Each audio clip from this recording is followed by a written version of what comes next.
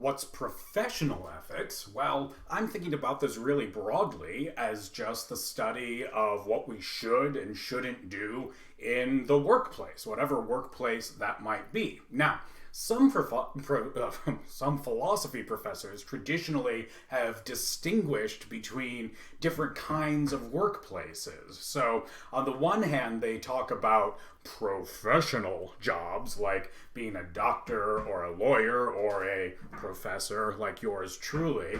And then on the other hand, they distinguish from those professional jobs like being a machinist in a factory like my dad was for 40 years, or working in retail at Target like my mom, or in the food service industry. And they say, well, in professional ethics, we're going to study the professions, and then these other jobs, well, those are just, jobs. They're work. They don't count as professions. Well, what's the difference supposed to be? Well, I think traditionally people have supposed that the professions, like doctoring, lawyering, etc., these are jobs in which you have a certain loyalty to your clients and to the standards of your profession as an institution, independently of any loyalty or obligation that you have toward your employer. So, for example, if you're a doctor, you have a duty to give your patients the best care possible, even if, say, the hospital you work for would like you to give them a lower standard of care in order to save money. Or if you're a lawyer, you have an obligation to give your client the best possible defense, even if the law firm you work at says, that client isn't really paying us a lot of cash. We'd rather you focus on some other cases. You have an obligation both to your clients and to uphold a certain standard of your profession.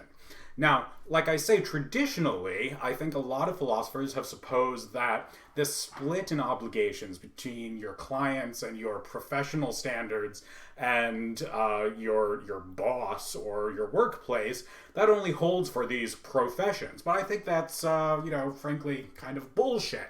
If you think about, say, a machinist, that person has a certain obligation to the standards of their profession to make sure that the parts that they are making are held to a certain standard, even if their boss is saying, hey, we've just got to speed through this machining process. Don't worry about quality control. No, you still have an obligation to make sure those parts are made properly, that you're doing a good job as a machinist to the standards of your profession or job.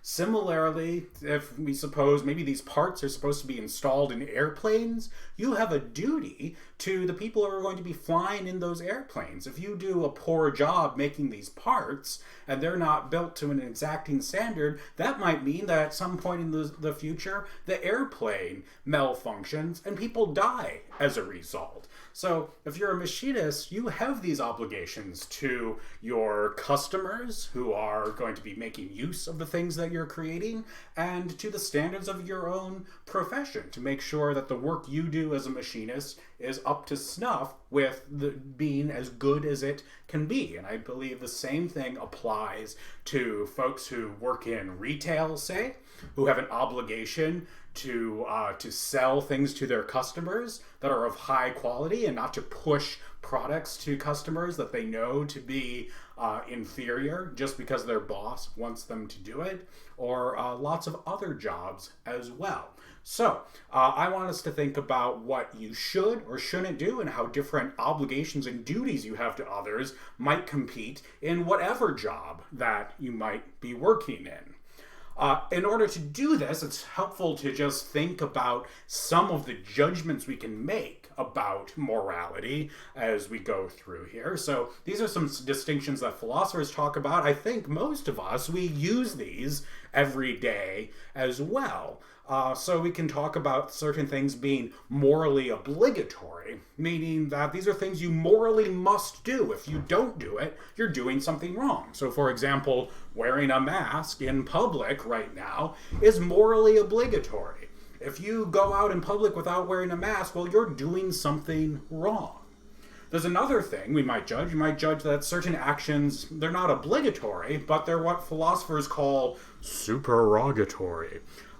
And these are actions that are morally good things to do, but they're not obligatory. They're not necessary to do those. So a good example might be jumping in front of a moving train to save someone from death. Now that's a really morally good thing to do. You're doing something that's morally good, but you wouldn't be doing anything bad if you decided, oof, the risk to me is too much. It's not worth risking my life to save this person. So you're not obligated to save that person, but it'd be really good if you did it.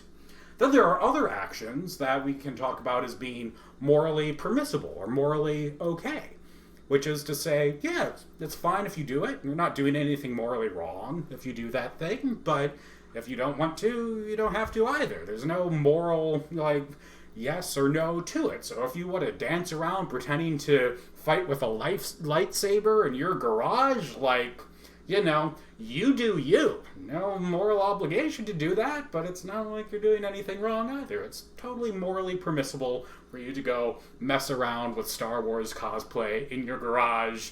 You do you.